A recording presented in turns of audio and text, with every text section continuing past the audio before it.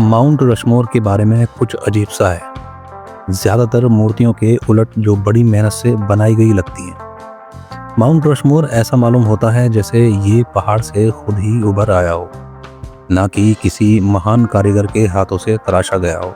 असल बात यह है कि माउंट रशमोर सिर्फ एक कलाकृति ही नहीं बल्कि इंजीनियरिंग का एक करिश्मा भी है।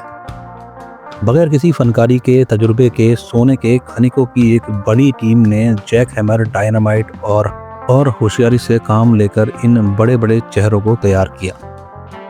हमने पूरा नक्शा तैयार किया है ताकि आपको दिखा सकें कि उन्होंने किस तरह पुरानी यूनानी तकनीक का इस्तेमाल करके इसे पहाड़ पर उकेरा, और ये सब बगैर किसी जनहानि के कैसे मुमकिन हुआ। लेकिन ये समझने के लिए माउंट रशमोर क्यों बनाया गया, हमें गुजरे वक्त में झांकना होगा। 1920 के शुरुआती सालों में साउथ डकोटा का राज्य कुछ ही साल पुराना था, अपनी पहचान बनाने के लिए जद्दोजहद कर रहा था। राज्य के इतिहासकार डोएन रॉबिन्सन ने देखा कि मुल्क के कोने कोने से लोग जॉर्जिया में एक नई मूर्ति देखने जा रहे हैं, और इस बात से उन्हें एक ख्याल आया। उन्होंने मूर्तिकार गुटजन बोरगमल से बात की और पूछा कि क्या वह अमेरिका के वाइल्ड वेस्ट हीरोज की एक बड़ी मूर्ति बनाने में दिलचस्पी रखते हैं। बोरगलम इस ख्याल से खुश थे, लेकिन उन्होंने सोचा कि राष्ट्रपतियों जैसी बड़ी हस्तियों की मूर्तियां ज़्यादा तवज्जो खींचेंगी। 1925 की गर्मियों में वह साउथ डकोटा पहुंचे और माउंट रशमोर को देखा।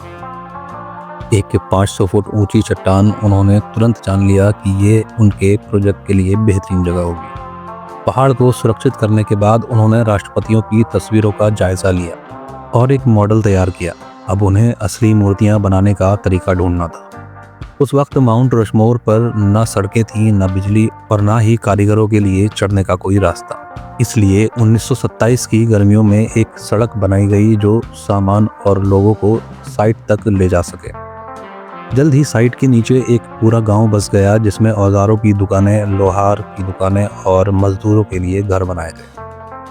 पहाड़ के ऊपर चढ़ने के लिए एक बड़ी सीढ़ी बनाई गई और औजारों और सामान को ले जाने के लिए एक केबल कार लगाई गई।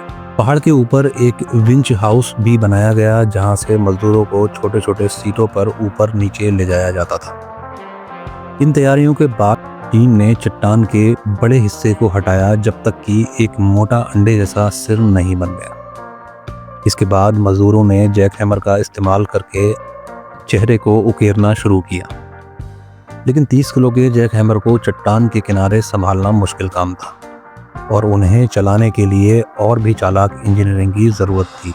जैकहैमर हवा के दबाव पर चलते थे, इसलिए पहाड़ के नीचे 3 बड़े एयर कंप्रेशर लगाए गए थे, जिन्हें सोने की खदान से बिजली मिलती थी। ये दिन भर चलते थे और हवा को 2000 फीट ऊपर पहुंचाते थे। मजदूरों ने जैकहैमर को सही रखने के लिए कई तरीके अपनाए।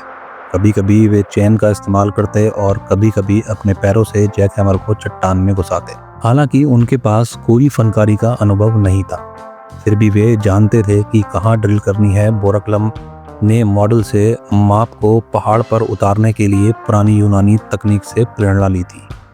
उन्होंने एक पॉइंटिंग मशीन का इस्तेमाल किया जो एक धातु की भुजा थी, जिसमें एक भारित बिंदु था। इससे मॉडल पर बिंदुओं को मापा और उन्हें 12 गुना बढ़ाकर पहाड़ पर उतारा।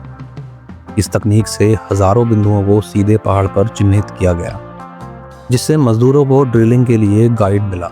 काम मुश्किल था और मजदूर दिन में 8 घंटे 500 फुट ऊंची चट्टान पर लटकते रहते थे, और इसके लिए उन्हें केवल 50 सेंट प्रति घंटा मिलता था। कई सालों बाद आखिरकार जॉर्ज वॉशिंगटन का सिर पूरा हुआ।